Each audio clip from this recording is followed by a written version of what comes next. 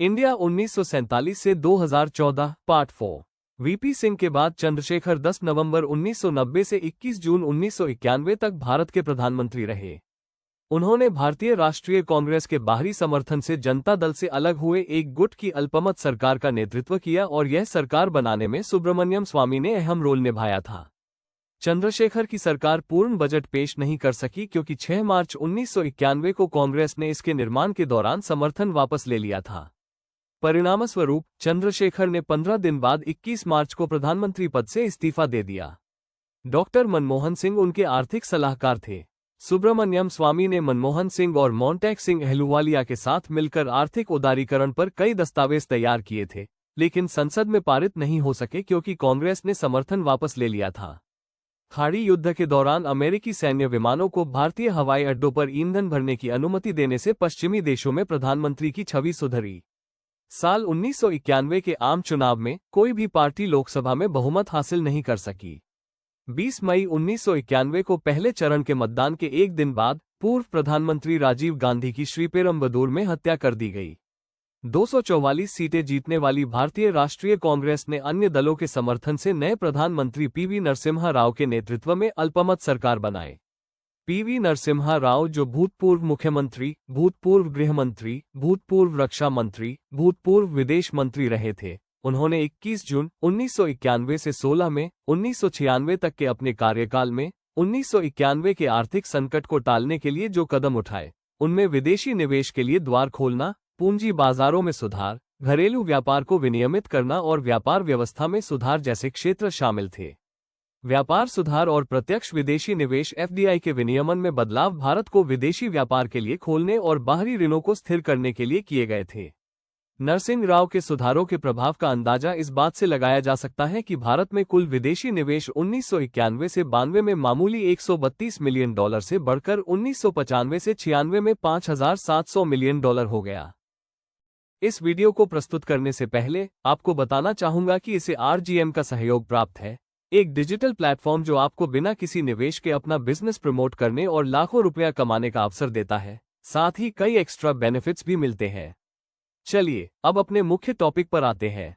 PV Narasimha Rao के कार्यकाल के दौरान ही भारतीय राज्य पंजाब में खालिस्तानी आतंकवाद को अंततः पराजित किया गया। इसके अलावा राव के कार्यकाल में विमान अपहरण की घटनाएं भी हुई, लेकिन सरकार ने आतंकवादियों की मांगों को स्वीकार नहीं किया।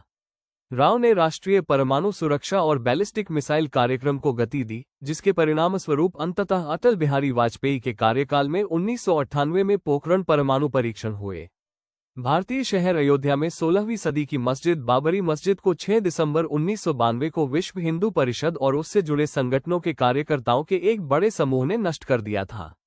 इस घटना ने भारत में हिंदुओं और मुसलमानों के बीच मौजूदा सांप्रदायिक तनाव को और बढ़ा दिया, जिससे व्यापक हिंसा और दंगे भड़क उठे।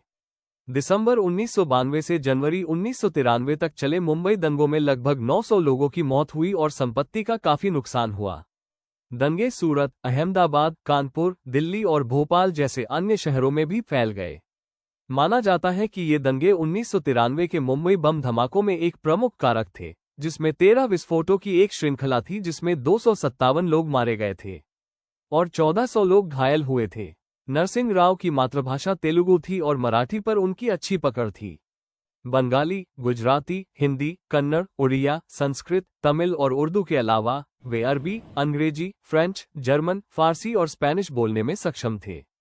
बाबरी मस्जिद के विध्वंस के बाद हुए सांप्रदायिक ध्रुवीकरण का फायदा उठाते हुए भाजपा ने साल 1996 की जनरल इलेक्शन में 161 लोकसभा सीटें जीती और संसद में सबसे बड़ी पार्टी बनी। इन नतीजों का श्रेय व्यापक रूप से तत्कालीन भाजपा राष्ट्रीय अध्यक्ष लालकृष्ण आडवाणी को मिला और अटल बिहारी वाजपेयी 15 मई 1996 को प्रधानमंत्री बने, लेकिन स्पष्ट बहुमत न होने के कारण 15 दिन के बाद उनकी सरकार गिर गई और इसके बाद जनता दल के नेता एचडी देवे गौड़ा 1 जून 1996 को गठबंधन से प्रधानमंत्री बने, लेकिन 21 अप्रैल 1997 में उन्होंने रिजाइन कर दिया क्योंकि कांग्रेस ने समर्थन वापस ले लिया। इसके बाद इंद्र कुमार गुजराल भारत के प्रधानमंत्री बने। आई के गुजराल ने 11 महीने बाद 19 मार्च 1998 को इस्तीफा दे दिया, जब कांग्रेस ने गुजराल द्वारा डीएमके को सरकार से निष्कासित करने से इनकार करने पर सरकार से समर्थन वापस ले लिया। डीएमके नेता एम करुणानिधि पर राजीव गांधी की हत्या में सहायता करने का आरोप था और देश में 1998 में पुनः चुनाव हुए। 1998 लोकसभा चुनाव में भारतीय जनता पार्टी को सबसे अधिक 182 सीटें मिली और 19 मार्च 1998 को अटल बिहारी वाजपेयी प्रधानमंत्री बने। स्पष्ट बहुमत न होने के कारण अटल बिहारी वाजपेयी ने गठबंधन सरकार बनाई जिसको एनडीए, नेशनल डेमोक्रेटिक अलायंस कहते हैं। इंडिया 1947 से 2014 का चौथा पार्ट समाप्त हुआ। पांचवा पार्ट जल्द ही पेश किया जाएगा। तब तक के लिए बने रहिए हमारे साथ। Thanks for watching. यदि इस वीडियो ने कोई विचार या भावना आपके भीतर छोड़ी हो तो कृपया सब्सक्राइब करें और इसे उन लोगों तक पहुंचाएं जो सतह नहीं, सार्थकता की तलाश में है।